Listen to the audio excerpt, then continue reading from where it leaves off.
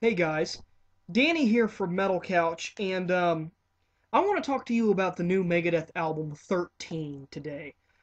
Today on Megadeth's website, they unveiled Public Enemy #1 as a single, and you could stream it on their website. So this video is going to talk a little bit about the new album, and I'm also going to do a review of Public Enemy #1.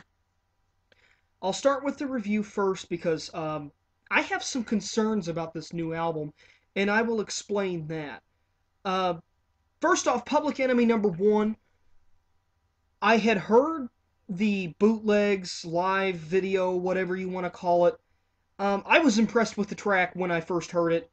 Really great. Sounds like a good Megadeth song, but kind of sounds like Dave's running through the motions.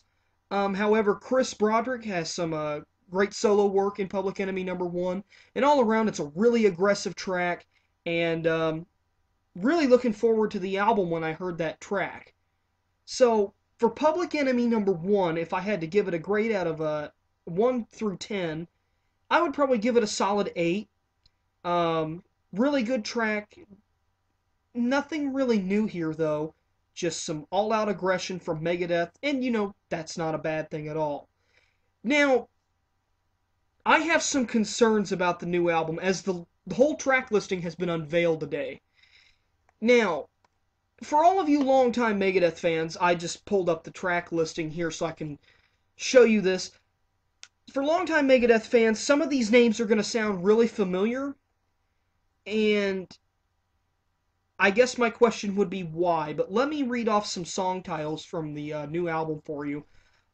Sudden Death. We saw Sudden Death in Guitar Hero Warriors of Rock. It's an okay track. It sounds like they just they just kind of spewed that out like I don't know. It's not a good track to me. Um, then we have such tracks as New World Order. Now, on the writing credits for New World Order, it's Mustaine, Ellefson, Friedman, and Menza. New World Order has two different demos in Megadeth's back catalog. I've heard them, I own them. Then there's Black Swan. Black Swan was a Japanese bonus track for United Abominations. And then there's Millennium of the Blind, which was another Euthanasia demo tape. Do you see what I'm getting at here? We have already heard so many of these songs on this album that he's recycling content. And now, I love Megadeth a lot. They're one of my favorite metal bands. They're the band that got me into playing an instrument, and they're the band that got me involved in heavy metal.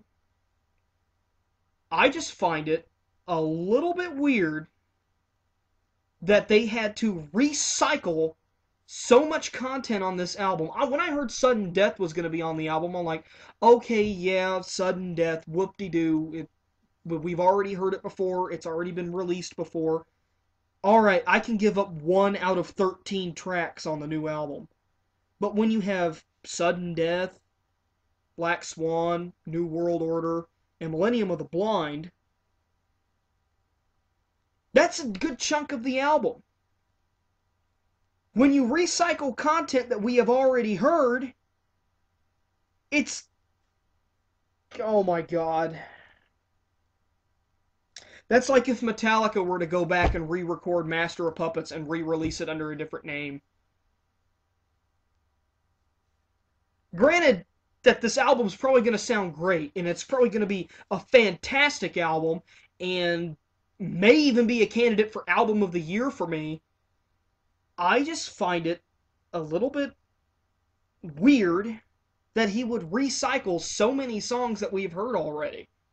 Hell, while you're at it, Dave, why don't you throw on the Duke Nukem track, or maybe even throw a rehashed version of Vortex like we heard on the Euthanasia demo tapes?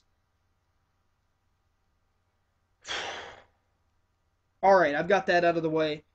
Anyway, Public Enemy #1, 2 thumbs up, great, solid 8.5 out of 10.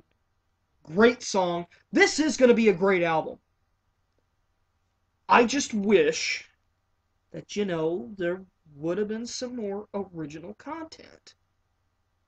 Unless Dave decides to say, ha, surprise, fuck you, there's even more original stuff on the album, but I doubt that'll happen, considering that his contractual requirements are only 13 songs on an album.